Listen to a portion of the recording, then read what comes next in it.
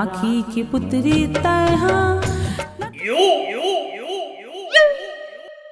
देख रहा कैसे बैठ कर रोआ था स्नोनी। देख ना दीदी, तो दमाद है, एक तो दिन भर लड़ाई झगड़ा करते थे और फोन भी नहीं करे, ऊपर से मोला छोड़ू का आते।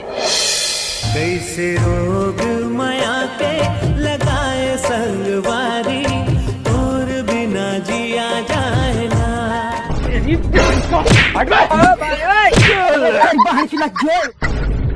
तोर कहीं हो ना भाई, बोला क्या करना है? मुठा बैठ के खबर हुआ था, एक दिन में बैठ के रो। अच्छा, मैं तो कुछ और ही समझ रहा था। एक रैप्टे में धरती चाटती फिरेगी चोर सी शक्ल की। ठीक है।